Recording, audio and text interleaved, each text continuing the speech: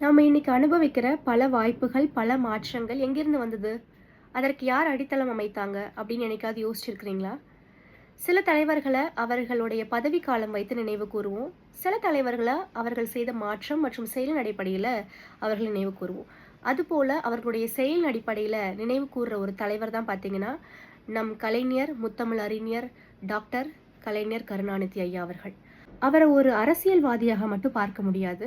அவர் ஒரு எழுத்தாளர், சிந்தனையாளர், சமூக சீர்திருத்த போராளி மற்றும் தமிழ் மொழிக்கான காவலர் அப்படின்னு சொல்லிட்டு பல பன்முகங்களை கொண்டவர். தமிழ்நாட்டில் சமூக நீதி, இடஒதுக்கீடு, பிற்படுத்தப்பட்டோர்களுடைய முன்னேற்றம் இந்த போன்ற கேள்விகள் தமிழக அரசினுடைய கொள்கைகளாக மாறியிருக்கு அப்படின்னும் பொழுது அந்த பயணத்துல கலைஞர் ஐயா அவர்களுடைய பங்கு இன்றியமையாதது. உயர்கல்வி என்பது சிலருக்கான சலுகையாக மட்டும் இருக்கக்கூடாது, அனைவருக்குமான உரிமையாக இருக்கணும் அப்படின்ற எண்ணத்துல அவர் நிறைய கொள்கைகளை கொண்டு வந்தாரு மற்றும் முதல் பட்டதாரி மாணவர்களுக்கான வாய்ப்புகளை கொண்டு வந்தாரு. மாணவர்களுக்கு நிறைய நலத்திட்டங்கள் கொண்டு வந்து கல்வியின் அணுகலை விரிவுபடுத்தியிருக்கிறாரு.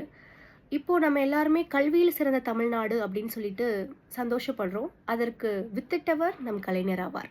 சமத்துவபுரம் முதல் சமூக நீதி கொள்கைகள் வரை ஒடுக்கப்பட்டோருக்கு நீதி கிடைக்கணும், வாய்ப்புகள் கிடைக்கணும் அப்படின்ற அவருடைய அரசியல் எண்ணம் என்றும் நீடித்து கொண்டே இருந்தது. அடையார் பூங்கா போன்ற சுற்றுச்சூழல் மீட்பு திட்டங்கள், நகர வளர்ச்சி திட்டங்கள் இதெல்லாம் பார்த்தீங்கன்னா கலைஞர் ஐயா அவர்களுடைய நீண்டகால தமிழ்நாட்டின் எதிர்காலத்தை குறித்த ஒரு திட்டங்களாக யோசிச்சிருக்கிறாரு. அதனால தான் அவரை நவீன தமிழ்நாட்டின் சிற்பி அப்படின்னு சொல்கிறோம். ஒரு தலைவரை குறித்து அனைத்து மக்களும் ஒரே கருத்தில் இருக்கணும் அப்படின்ற அவசியம் இல்லை. ஆனால் பல தலைமுறைகளை கடந்து கல்வி, சமூக முன்னேற்றம், தமிழ் மொழி மற்றும் அரசியல் வரலாற்றில் கலைஞருடைய தடத்தை யாராலையும் மறக்க முடியாது. கலைஞர் மறைந்திருக்கலாம், ஆனால் அவர் உருவாக்கிய வாய்ப்புகள், சிந்தனைகள், நினைவுகள் தமிழ்நாட்டில் என்றும் நிலைத்திருக்கும்.